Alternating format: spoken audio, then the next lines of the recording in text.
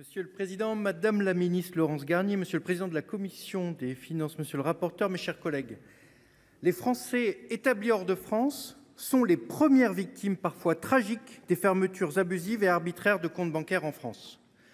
Combien de fois n'ai-je été confronté à ces retraités dont les seules sources de revenus, leur petite retraite, devenaient inaccessibles? Combien de fois n'ai-je été sollicité par ces entrepreneurs français qui participent à notre commerce extérieur et qui voient leur compte bancaire brutalement et injustement fermé? N'oublions pas non plus ceux que l'on appelle les Américains accidentels, particulièrement concernés. Ces fermetures abusives de comptes bancaires n'ont que trop duré. Il est enfin temps d'agir pour nos compatriotes établis hors de France. Depuis la loi bancaire du 24 janvier 1984, tout Français, qu'il réside dans l'Hexagone, dans les Outre-mer ou à l'étranger, a le droit de posséder un compte de dépôt dans une banque en France. C'est le droit au compte et en particulier l'article L312-1 du Code monétaire et financier. Mais ce droit au compte est malmené. D'une part, pour des Français établis à l'étranger, les décalages horaires, les délais postaux et la distance à la France complexifient les procédures, surtout pour les naufragés du numérique. À cela s'ajoute que dans la plupart des cas, l'établissement bancaire désigné par la Banque de France n'offre que les seuls services bancaires de base, ce qui représente une détérioration du service rendu.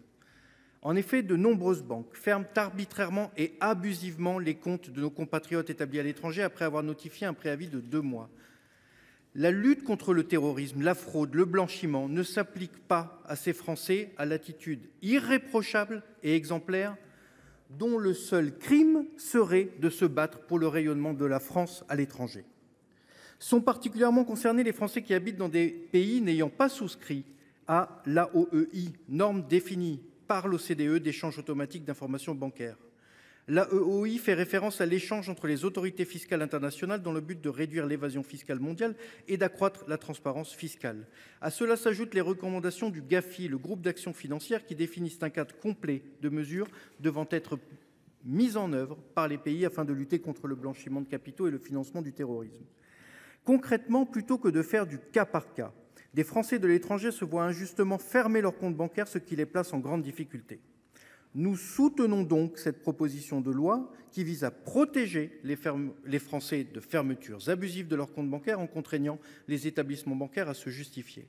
Or, l'expérience a montré que les banques procédaient souvent sans discernement. Madame la ministre, nous connaissons votre attention à la protection du consommateur et savons que nous pouvons compter sur vous, sur votre rigueur et votre ténacité. C'est pourquoi nous sommes d'accord avec vous pour que des travaux complémentaires d'analyse soient menés. À ce titre, nous saluons votre engagement, Madame la Ministre, de saisir le comité consultatif du secteur financier de ce sujet et nous serons attentifs à ses conclusions. La question de la lutte contre le blanchiment est évidemment une dimension essentielle à laquelle nous sommes attentifs.